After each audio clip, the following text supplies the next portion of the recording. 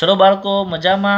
बाळको chapter number 6 कार्य ऊर्जा ने पावर એટલે કે વર્ક એનર્જી એન્ડ પાવર વિશે સૌ પ્રથમ આપણે અદિશ સદિશ ગુણાકાર વિશે વાત કરી, ત્યારબાદ કાર્ય વિશે વાત કરી। કાર્ય એટલે બળ ગુણ્યા સ્થાનાંતર FD cos theta. Theta is equal to 0 तो max, theta is equal to 90 तो कार्य शून्य, थीटा इज इक्वल टू 180 तो कार्य ऋण अथवा तो मिनिमम। हवे मैक्सिमम एटले के बंने एकबीजाने समांतर होय। आमां केवुं होय मित्रों, लंब आ रीते होय अने आमां आ रीते होय। हवे लंबमां आपणे गुरुत्वाकर्षण बळ वडे पृथ्वी अने चंद्रनी वात करी थी।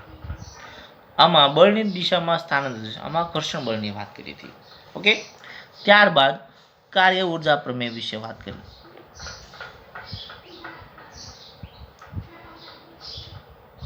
बोलो कार्य ऊर्जा प्रमेय। Delta K is equal to W.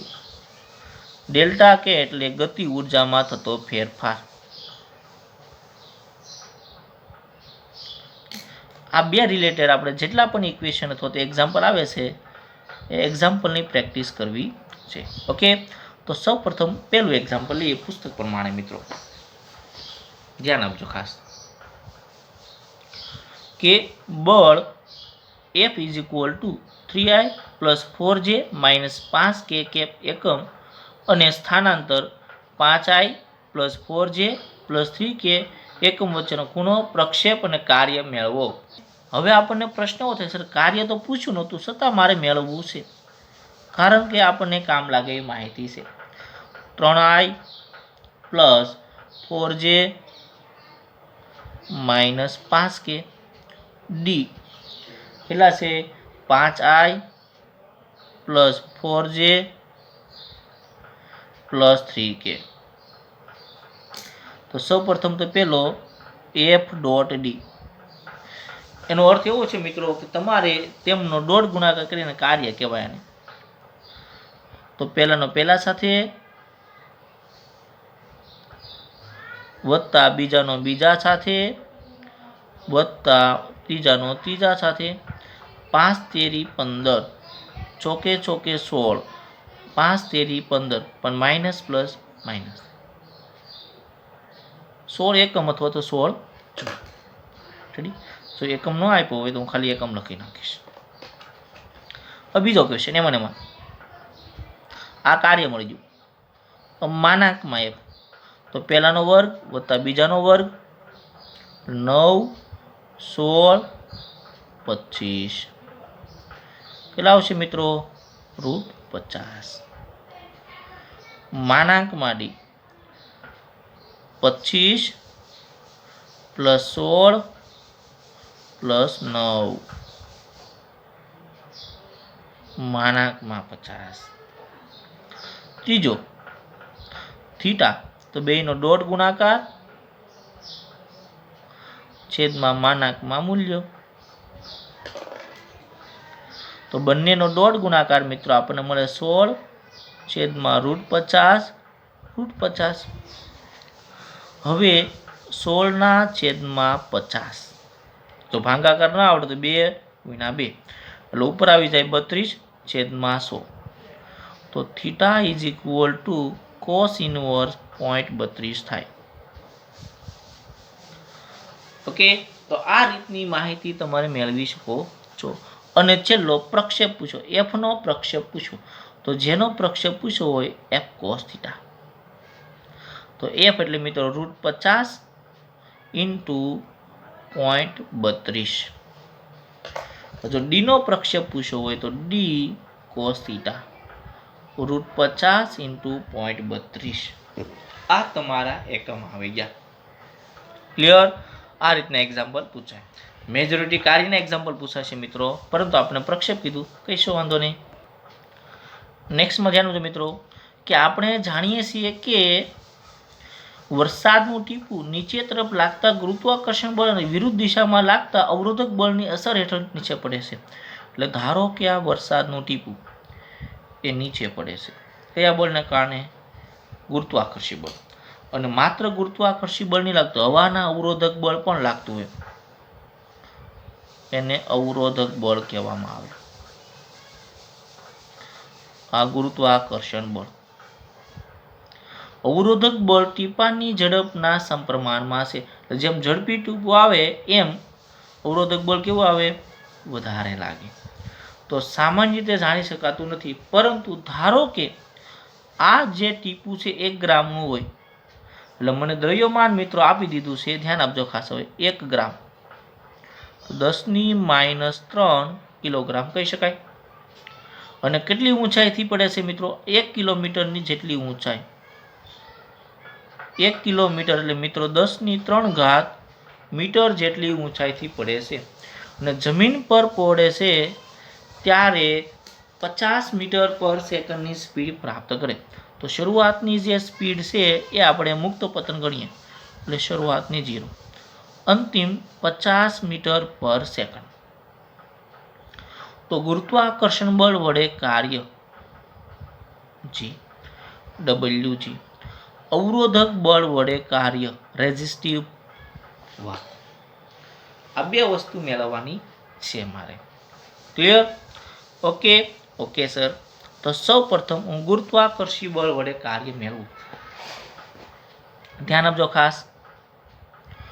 ગુરુત્વાકર્ષણ વડે કાર્ય. તો જે કાર્યનું સૂત્ર છે મિત્રો એ WG = બળ ગુણ્યા સ્થાનાંતર. તો બળ કયું લેવાનું છે મારે? ગુરુત્વાકર્ષી. અને સ્થાનાંતર એટલે કેટલું? ઊંચાઈ. ઊંચાઈ કેટલી છે મિત્રો? h. તો m એટલે 10⁻³ g એટલે 10, s એટલે 1 કિલોમીટર 10⁻+3 +3 કેન્સલ. ઓકે, ગુણાકાર છે મિત્રો. એટલે 10 જૂલ જેટલું કાર્ય છે ગુરુત્વાકર્ષી બળ વડે થાય. પરંતુ કુલ કાર્ય કેટલું થાય તે કઈ પરથી મળે? કાર્ય ઉર્જા પ્રમેય પરથી મળે. તો કાર્ય ઉર્જા પ્રમેય મુજબ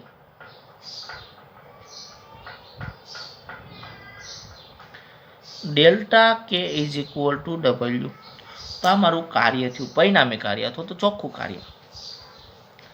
તો ΔK એટલે અંતિમ ગતિ ઉર્જા માઇનસ પ્રારંભિક ગતિ ઉર્જા.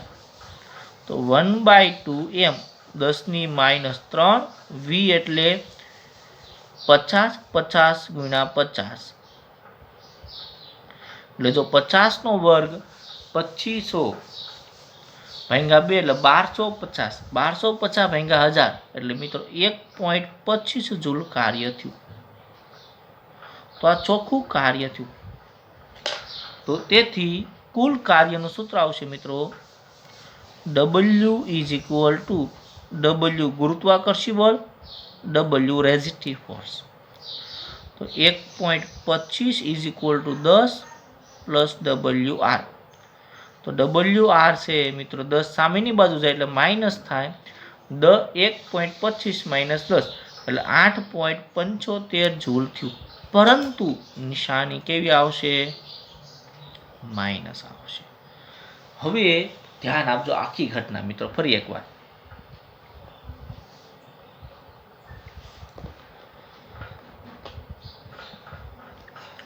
આ જે ટીપું છે એ નીચે આવે. કેટલું બળ લાગ્યું? 10 જૂલ. તો હવાનું અવરોધક જે છે, અવરોધક શું કરી એને વિરોધ કર્યો, એટલે કેટલું બળ લગાડ્યું? 8.75. તો ચોખ્ખું કાર્ય કેટલું થયું ગતિ ઉર્જા દ્વારા? બોલો. Okay, 1.25 joule. એટલે જે આપણું વરસાદનું ટીપું આવે છે એ ગતિ ઉર્જાનું શેમાં રૂપાંતર કરશે? કાર્યમાં રૂપાંતર કરશે. માત્ર કેટલું કાર્ય મળશે? 1.25 જૂલ. વધારાનું બધું કાર્ય કેમાં જતું હોય? ગુરુત્વાકર્ષણ બળ કરેલું કાર્ય વ્યય પામતું હોય છે. વાસ્તવમાં ગુરુત્વાકર્ષી બળ 10 જૂલ કાર્ય કરે, મળે કેટલું? 1.25. કારણ કે હવાના અવરોધક વડે કેવું થાય? નાબૂદ થાય છે. તો આ રીતની થિયરી છે મિત્રો, સમજીને એક્ઝામ્પલ કરજો. કારણ કે એક્ઝામ્પલ છે એ બેઠા આમાંથી નીટના પૂછશે અને નીટમાં મિત્રો આ જે વર્ષનું પેપર હતું 2020 એમાં જે 45 ક્વેશ્ચન હતા મિત્રો એ નીટ પ્યોરલી એનસીઆરટી બેઝ હતા મિત્રો. એક પણ એમસીક્યુ છે એ ડિફિકલ્ટ નહોતો મિત્રો અને બધા આ બુકમાંથી પૂછેલા હતા. કઈ બુક? એનસીઆરટીમાંથી. ઓકે, એટલે ખાસ એનસીઆરટી પર ભાર મૂકજો. પુસ્તકના થિયરી, ઉદાહરણના દાખલા, સ્વાધ્યાયના દાખલા અને બોક્સ એ બધા તમારે યાદ રાખવાના છે. ઓકે, નેક્સ્ટ એક્ઝામ્પલમાં પ્રવેશ કરીએ. ઓકે મિત્રો, બધા મિત્રો પાસે એનસીઆરટી બુક આવી ગઈ છે. એમાં જો અર્ગનો સંબંધ આપ્યો છે જૂલ સાથે, ઇલેક્ટ્રોન વોલ્ટનો સંબંધ આપ્યો છે 1.6 × 10⁻19 સાથે, કેલરીનો સંબંધ આપ્યો, કિલોવોટ્સનો અવરનો સંબંધ આપ્યો. હવે 1 જૂલ બરાબર ખાલી જગ્યા ઇલેક્ટ્રોન વોલ્ટ પણ પૂછી શકાય. તો 1/1.6 × 10⁻19 ઇલેક્ટ્રોન વોલ્ટ. 1/19 તમે 1.6 કરી શકો છો. ઓકે, તો કેટલા થાય? ઓકે સર, એમાં પણ અમે કેલ્સીનો ઉપયોગ કરશું તો 0.725 × 10⁻19 પ્લસ આવી જશે. ઓકે, એવી રીતે પ્રશ્ન પૂછાતા હોય. પરંતુ આપણે જવું છે શેમાં? ઉદાહરણ નંબર 3. તો ઉદાહરણ નંબર 3માં પ્રવેશ કરીએ કે એક સાયકલ સવાર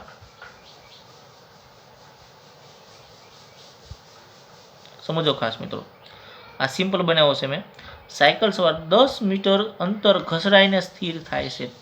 એટલે અંતર આપ્યું છે ડી, 10 મીટર સ્થિર થાય એટલે શરૂઆતના વેગથી મિત્રો કેવો થઈ જાય છે?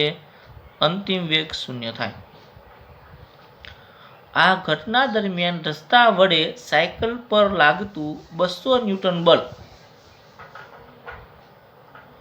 200 ન્યૂટન બળ ગતિની વિરુદ્ધ દિશામાં લાગે. ગતિની વિરુદ્ધ દિશામાં લાગે. આ ગતિ છે, આ બળ છે. તો થીટા મિત્રો બંને વચ્ચે કેટલો થયો? મને તમે સમજી વિચારીને જવાબ આપી શકો છો. Okay, very good. 1980 અથવા પાય. તો પહેલો ક્વેશ્ચન પૂછવામાં આવ્યો છે મિત્રો કે રસ્તા વડે સાયકલ પર કેટલું કાર્ય થયું? રસ્તા વડે સાયકલ પર કેટલું કાર્ય થયું અને સાયકલ વડે રસ્તા પર કેટલું કાર્ય થયું? ઓકે, આ રીતના બે ક્વેશ્ચન છે. તો સૌ પ્રથમ પહેલો જે ક્વેશ્ચન હતો એ ધ્યાન આપજો. રસ્તા વડે સાયકલ પર કાર્ય, કે ભાઈ રસ્તો જે છે એ એમાં આગળની દિશામાં સ્થાનાંતર થાય અને રસ્તાએ કઈ દિશામાં બળ લગાડ્યું? વિરુદ્ધ દિશામાં બળ લગાડ્યું મિત્રો. તો કાર્યનું સૂત્ર છે FD cos થીટા. F એટલે 200 ન્યૂટન, D એટલે 10 અને cos 180 એટલે -1 થાય. તો કેટલા આવશે મિત્રો? -2000 જૂલ જેટલું કાર્ય છે એ રસ્તા વડે સાયકલ પર થયું. કોના પર? રસ્તા વડે સાયકલ પર એટલું કાર્ય થયું. હવેનો જે પ્રશ્ન હતો કે સાયકલ વડે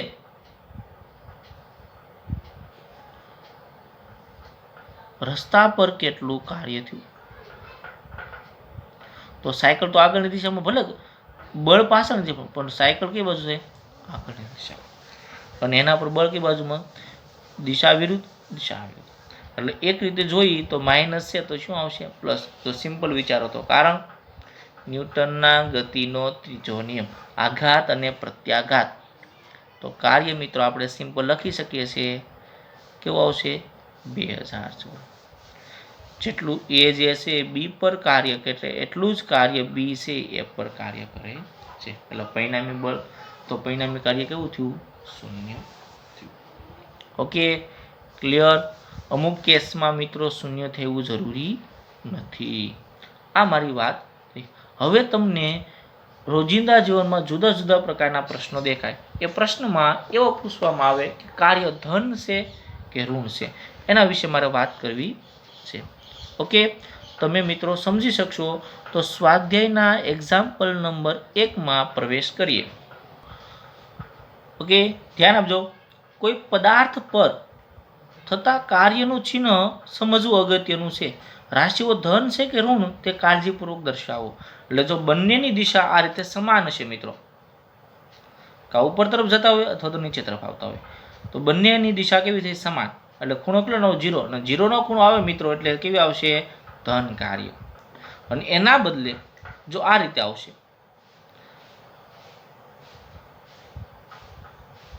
તો બંનેની દિશા કેવી થઈ મિત્રો? વિરુદ્ધ થઈ. એટલે કાર્ય કેવું આવશે? ઋણ આવશે. ઓકે. દોરડા સાથે બાંધેલી બાલદી અથવા તો ડોલ કૂવામાંથી બહાર કાઢતા માણસ વડે થયેલું કાર્ય. તો આ ડોલ છે મિત્રો અને આ દોરી છે. સમજો. માણસ એ બળ કરે એટલે કઈ બળ કરશે? ઉપર ખેંચવાનો છે એટલે ઉપર તરફ બળ કરશે અને મારું સ્થાનાંતર ક્યાં જાય?